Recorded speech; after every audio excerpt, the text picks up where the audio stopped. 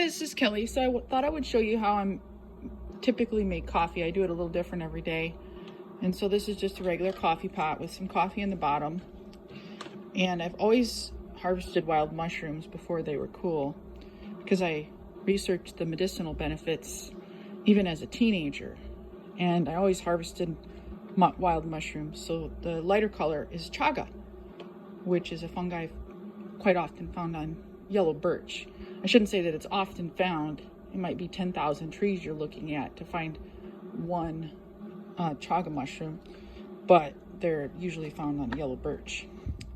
And then when I was in Ecuador, this isn't a fungi, but this is also something I put in my chocolate or my coffee. So this product right here, I got at a chocolate house. And so you've probably heard of cacao nibs.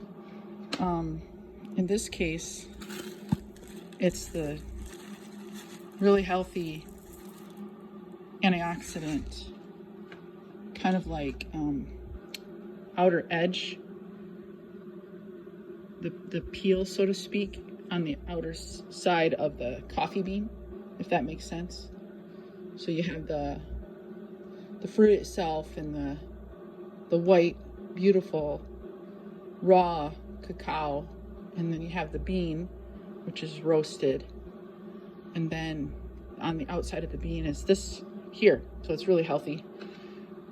And then I have some reishi mushroom. I love finding reishi. I love doing all kinds of wild mushrooms. I have eaten probably 25 different wild mushroom varieties throughout my life. 18 varieties I learned in a year and a half living in Alaska, so that was pretty cool. Trying to get the lid off here. So I have some maitake mushrooms that I harvested at my dad's property where I grew up, actually. I'm gonna try to get some of the more powdery parts. And that's some that I dried and then kind of just crushed down. I use them for soups and all my cooking. And then when it's done, I'll probably put a little bit of cacao.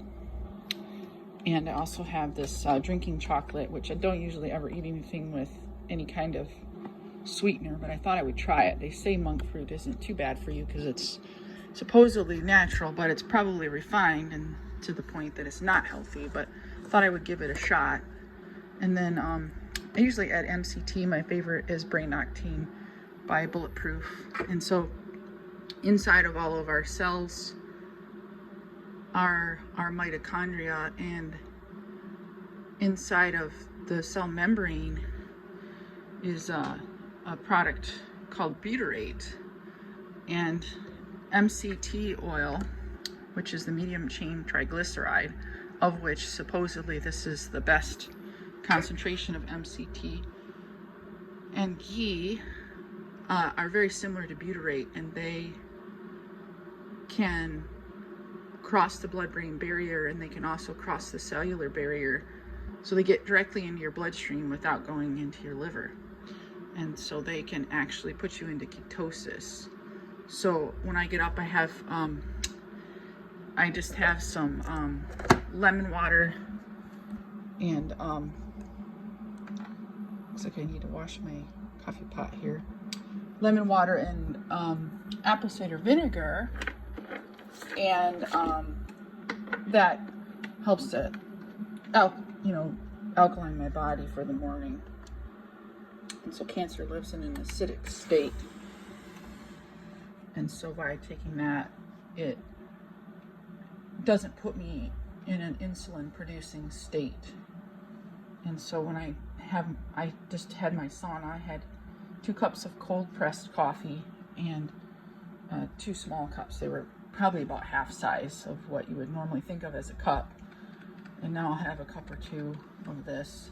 So sometimes I'll have 2 or 3 cups, and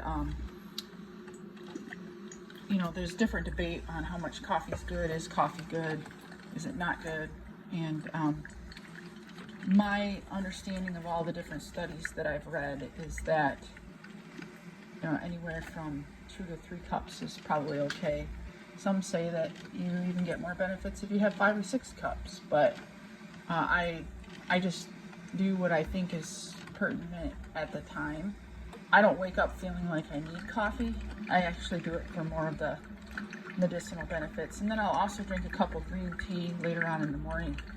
My grandmother is 98, and she always drinks a couple cups of coffee and 1 cup of green tea every day.